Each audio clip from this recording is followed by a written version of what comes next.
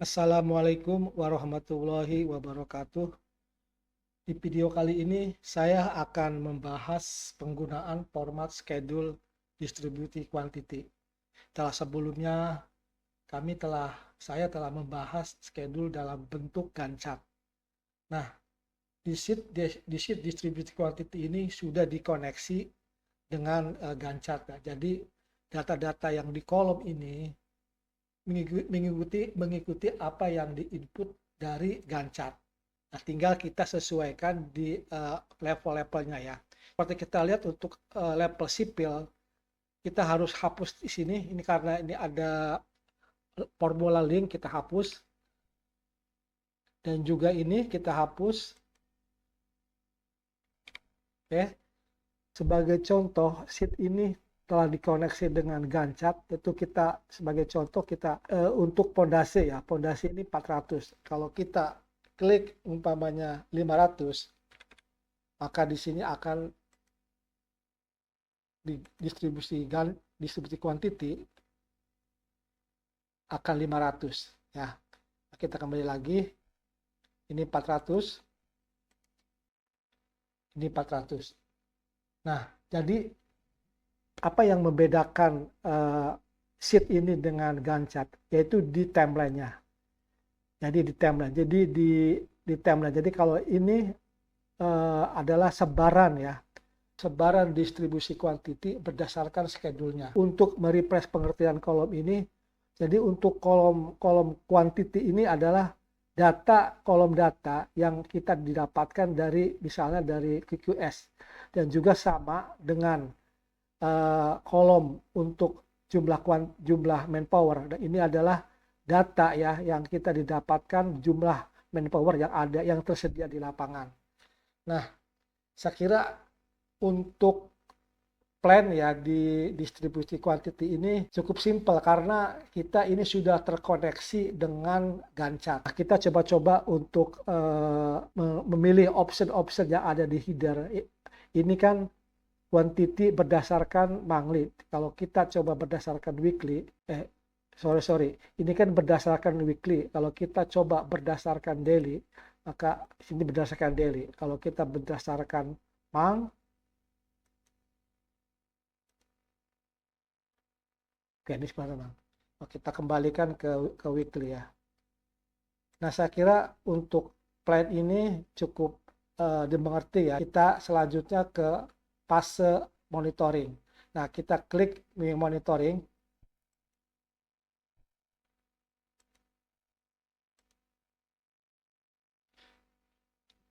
Nah, di sini terlihat sudah terisi ya. Terisi aktual start dan aktual finish. Karena ini sudah dilingkan dari Gantt chart. Dari Gantt chart.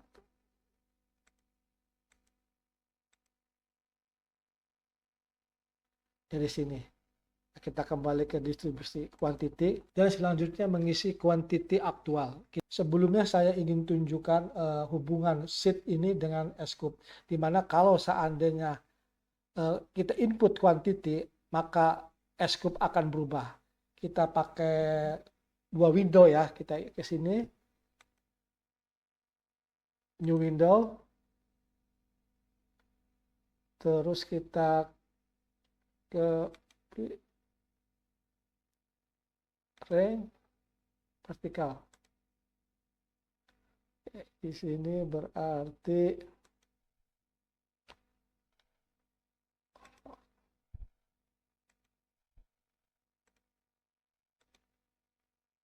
kita kecilkan ya. Ini sebenarnya satu file ya. Kita bikin dua window. Nah, di sini saya hanya ingin menunjukkan hubungan antara scope dan input data aktual. Kita ini. Nah, kita lihat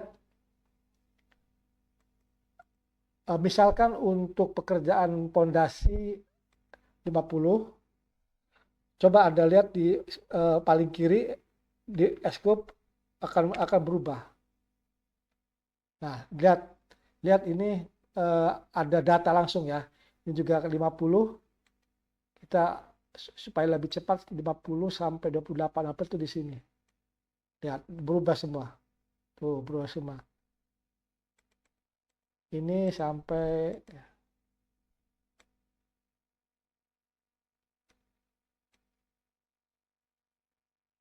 oke, langsung berubah. Dan untuk si traktor kita misalkan 50 juga. Tapi ingat, data di S-Cube ini sudah berbentuk persen, bukan kuantiti. Kalau kita kembali ke distribusi kuantiti, ini kita close.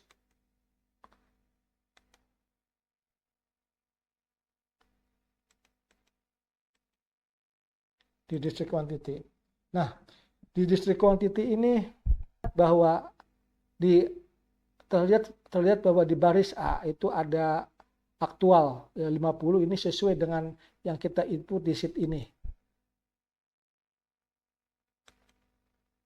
Dan selanjutnya juga kalau kita lihat progres ya, progres untuk plan ya per data date 9 April itu untuk pekerjaan pondasi itu 100%.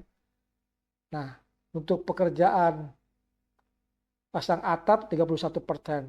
Nah, kita juga bisa dan kita juga bisa melihat ya progres-progres berdasarkan data date. Ini kan tanggal 9 April. Kalau kita ingin tahu berapa sih progres pada data date tanggal umpamanya kita ambil contoh 19 Maret. Ya, ini akan berubah. Jadi ini data ini sangat penting untuk mengetahui berapa progres berdasarkan data date ini. Setelah kita sudah mengisi data aktual, selanjutnya tinggal mengisi jumlah ya, mengisi jumlah di WBS ini. Ini kan masih tanggal 2 Januari, ini belum terisi ya, belum menjumlah dari bawah. Nah, untuk mempercepat ini kan mempercepat kita copy aja karena ini sama dengan Gantt chart. Kata copy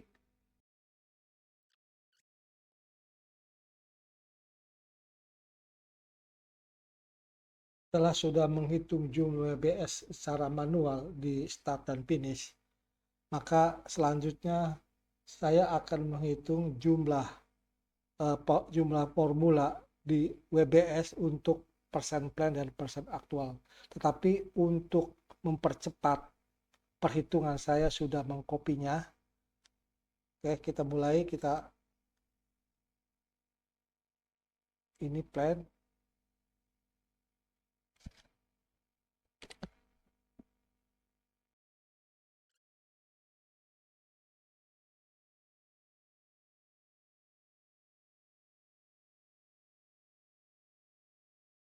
Dan saya sudah menghitungnya sehingga terlihat setiap WBS mempunyai jumlahnya. Nah, kita coba. Nah, dalam kali ini emang di sini kita masih memakai rumus manual ya karena datanya masih sedikit. Tapi kalau datanya sudah banyak, kita akan menggunakan rumus yang otomatis. Nah, dengan rumus otomatis ini akan dibahas di video studi kasus. Nah, kalau kita lihat progres di sini per tanggal 19 Maret 2006, secara total itu plannya itu 38% dan aktualnya 33%. Nah, coba kita ini dirubah ya. Data date-nya tanggal 2 April. Nah, pada tanggal 2 April ini berubah ya. Plannya 45%, aktualnya 30% jadi delay minus 9%. Untuk sipil kontrak sipil itu 63% dan aktualnya 51%. Untuk distribusi kuantiti ini saya rasa cukup dimengerti ya. Yang membedakan antara sheet ini dengan Gantt chart itu di area ini. Jadi ini kan ini area plan ya. Plan ini adalah untuk quantity plan, dan area dan baris A adalah quantity aktual. Nah, selanjutnya kita akan ke sheet persen plan dan persen aktual. Nah, sheet ini saya kira ini sebagai pendukung saja ya. Jadi ini hanya referensi untuk membuat S-Group. Jadi kita mungkin ini bisa di-hide dulu. Oke. Dan kita ke S-Group. Nah, di S-Group ini terlihat bahwa data terakhir itu pada tanggal 2 April ya. Ini sesuai dengan yang ada di input data ini. Tanggal 2 April di input kuantiti aktual. Sedangkan pada tanggal 2 April ini untuk kumulatif aktual progresnya 36% dan plannya 45%. Ini sesuai dengan yang data di sini sama ya. 45,36. Nah, di S-Group ini juga kita lihat bahwa ini berdasarkan S-Group berdasarkan weekly. Kita bisa rubah-rubah berdasarkan hari atau berdasarkan month. Tinggal di setting di distribusi kuantitinya. Nah, ini kan berdasarkan weekly. Rubah berdasarkan daily. Oke, kita lihat di S-Group-nya. Nah, ini berdasarkan daily. Berdasarkan monthly.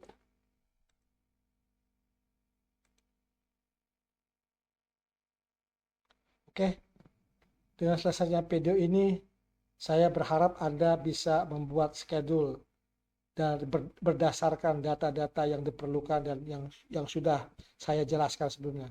Dan untuk hasil latihan video ini, mungkin Anda sudah mendownloadnya, di mana namanya adalah ini, latihan membuat schedule dari awal R1. Dan latihan ini masih menggunakan contoh yang sederhana. Untuk lebih kompleksnya di video studi kasus. Kita tutup. Assalamualaikum warahmatullahi wabarakatuh.